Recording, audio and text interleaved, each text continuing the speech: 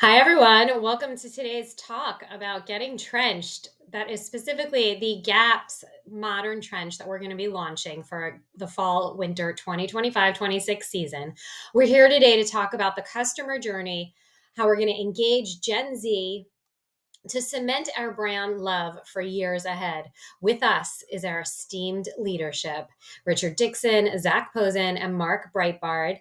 Hi, guys. I also always carry a picture with me of Don and Doris Fisher, our founders, to evoke their spirit and their mission and their light to guide me.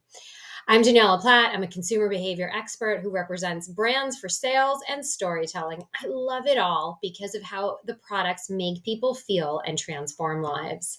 We have a big job to do today. Modern customers are digital kangaroos. They are able to hop from brand to brand, but we want them to stay and hang with us. So let's do that. But we have a little problem. Gen Z, the Gap has been around for 50 years, but Gen Z is the least interested cohort. And while their parents and grandparents may love us, we don't have a direct line to them, according to statistics and research. Why does this even matter? Well, just a staggering statistic. They are 32% of the population with a potential purchasing power of 12 trillion. So, how are we going to reach them? We are going to focus on a classic, the resurgence of the classic outerwear on the runway in new ways. This is your grandfather's trench, and I say that because we're focusing on craftsmanship, timeless style with contemporary twists that allow you for self-expression and making a statement. Think versatility and personalization to color drops every 4 weeks, colors like olives to blacks, charcoals to reds, different textures. Just like Crocs created the gibbets or the Birkinifying of the Hermes handbag with different charms, the Gap can have interchangeable linings, customized buttons, different cufflinks. We'll collaborate with artists and designers, those that we're already working with, to make things unique.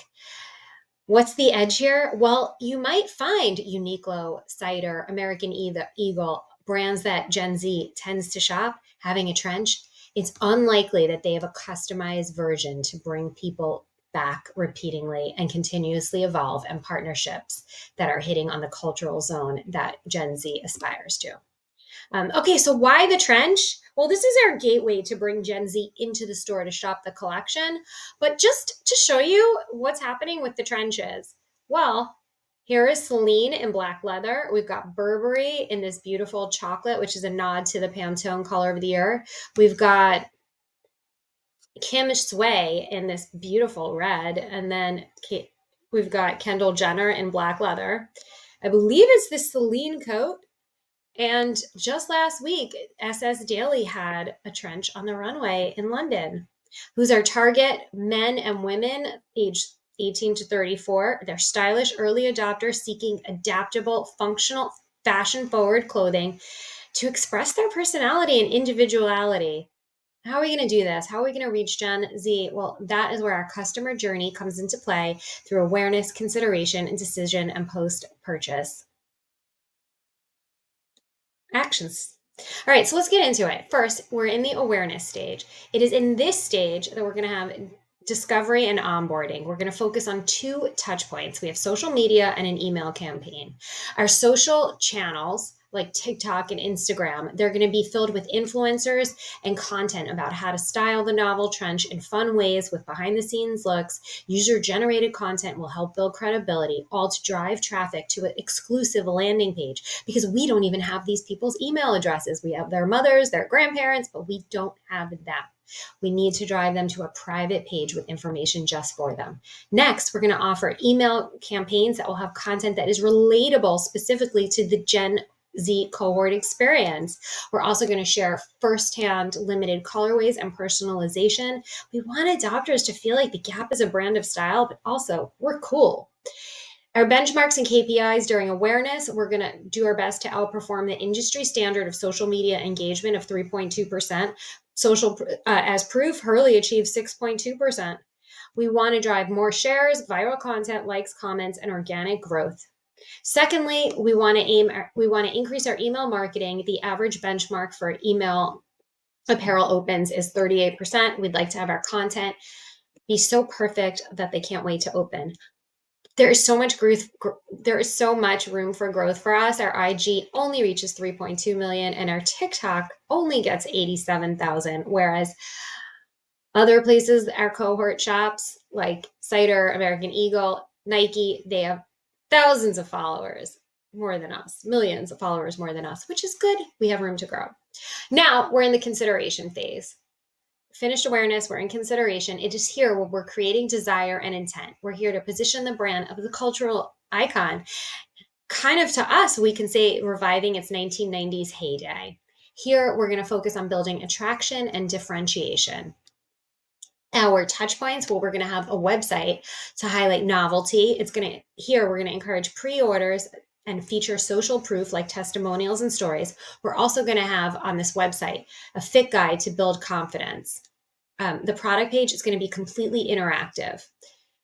We're also going to invite people for either in-store experiences. We're also going to do virtual appointments for in-store experiences where the early adopters can engage with the product, touch, feel, discover. We want the Gap to be seen as sophisticated and attainable luxury, future-proofing the brand with a lasting vibe. Our benchmarks during the consideration phase.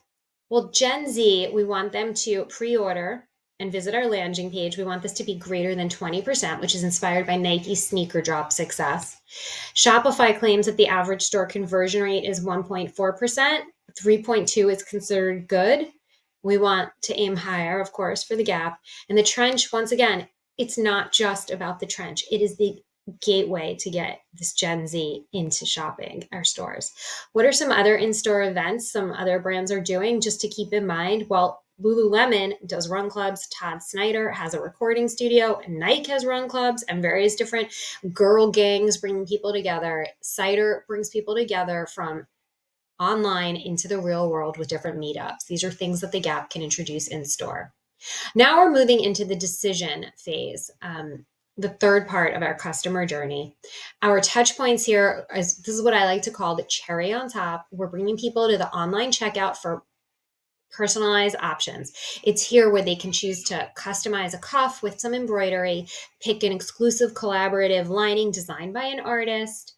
They can create a sense of exclusivity, but we're also going to leverage urgency and scarcity because remember, we're doing limited drops of these coats. That is to create buzz and excitement and energy. When am I getting it? When's it coming?